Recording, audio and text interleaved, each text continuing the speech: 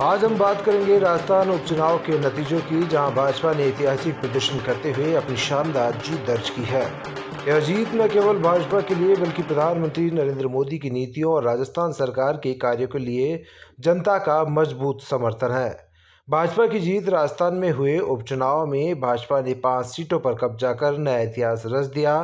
भाजपा प्रदेश अध्यक्ष मदन राठौर ने इसे प्रधानमंत्री नरेंद्र मोदी और राज्य सरकार की नीतियों का परिणाम बताया है। उन्होंने कहा, यह केवल भाजपा की जीत नहीं बल्कि जनता का विश्वास और कांग्रेस के परिवारवाद की हार है। उपचुनाव में रामगढ़, खींवसर, रामगढ़, झुंझुनू और देवली उनियारा सीटों पर भाजपा ने शानदार प्रदर्शन किया। पहले इन सीटों में से 4 कांग्रेस, एक आरएलपी और एक बीएपी के पास थी, लेकिन अब इन पर भाजपा का परचम लहरा रहा है। वहीं राठौर ने आगे कहा कि भाजपा की यह जीत सिर्फ चुनावी रणनीति का हिस्सा नहीं है, यह जनता के भरोसे और पार्टी सरकार के विकास कार्यों का परिणाम है। उन्होंने कहा कि जनता ने परिवारवाद और तुष्टीकरण की राजनीति को पूरी तरह नकार दिया है। भाजपा की नीतियों पर जनता ने अपना विश्वास जताया है। उपचुनाव के नतीजे राजस्थान में अगले विधानसभा चुनाव के लिए भाजपा के लिए सकारात्मक संकेत है। अब देखना यह होगा कि यह रफ्तार आगामी चुनावों तक जारी रहती है या नहीं। महाराष्ट्र और झारखंड के विधानसभा के चुनाव संपन्न हुए और इसके साथ ही कई प्रदेशों के उपचुनाव भी संपन्न हुए। आज परिणाम आया है आप सबके सामने। तो मैं तो देश की जनता का आभार व्यक्त करना चाहूँगा, उनको धन्यवाद देना चाहूँगा कि उन्होंने डबल इंजन की सरकार पर भरोसा किया। आम जनता ने मोदी जी के नेतृत्व पर भरोसा किया, मोदी जी की गारंटी पर विश्वास किया और भारतीय जनता पार्टी को आशीर्वाद दिया। इसके लिए हम जनादेश को स्वीकार करते हैं और जनता का अभिनंदन स्वागत करते हैं।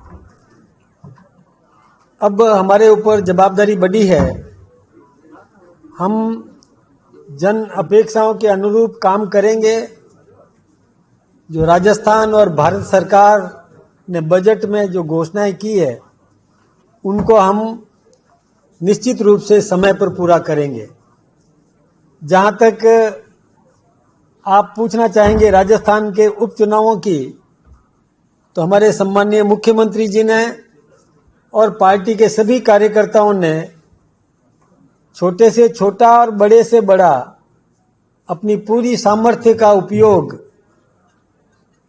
और भारतीय जनता पार्टी को जीत दिलाने में किया।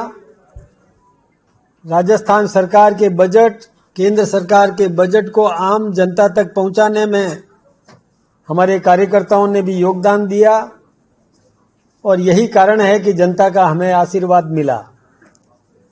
हम एक सीट 84 वो हम नहीं जीत पाए, लेकिन फिर भी वहां की जनता का मैं अभिनंदन करना चाहूंगा, उनका अभिवादन करना चाहूंगा कि उन्होंने पिछली बार हम जहां पर लगभग 70,000 से अधिक वोटों से पिछड़ गए थे, इस बार हम केवल 23,000 और कुछ वोटों से पीछे रह गए। लेकिन एक बात और है कि कांग्रेस पूरी तरह पिछड़ गई। कांग्रेस ने वहां पर भी अपना प्रदर्शन अच्छा नहीं किया। खैर, वो अपनी देखे, हम अपनी देख रहे हैं। आप पूछ रहे हैं दौसा में रिकाउंटिंग हो रही है, आपका इशारा मैं समझ गया था। अभी वहां पुनर्मतगणना हो रही है। जो भी परिणाम सामने आएगा हम जनादेश को स्वीकार करेंगे। इसके लिए मैं मीडिया का भी बहुत बहुत अभिनंदन करना चाहूंगा कि आपने भी समय समय पर हमें जागरूक किया, हमें सावधान किया। और वैसे तो मीडिया का यह दायित्व भी बनता है कि सबकी खबर ले और सबको खबर दे। तो इस तर्ज पर आपने भी अपना दायित्व निभाया। मैं आपका भी बहुत बहुत अभिनंदन करना चाहूंगा, आपका भी धन्यवाद ज्ञापित करना चाहूंगा। हमेशा हमारा मार्गदर्शन इसी प्रकार से करते रहें और हम जन सेवा करते रहें, ये आप सबका हम आशीर्वाद चाहेंगे। आप सबको भी मैं धन्यवाद देना चाहूंगा कि आपने भी और अपनी भूमिका जो निभाना चाहिए, देश के लोकतंत्र का चौथा स्तंभ आप हैं और चौथे स्तंभ का जो दायित्व होता है वो आपने भी निभाया और उसमें आपने भी बहुत संघर्ष भी किया, कई कष्ट भी झेले। वैसे हम चाहेंगे कि शांतिपूर्ण तरीके से सब अपने कार्यक्रम संपन्न हो और देश के विकास, राजस्थान के विकास में हम सब अपनी अपनी भागीदारी निभाएं। आप सबका बहुत बहुत अभिनंदन, बहुत बहुत धन्यवाद।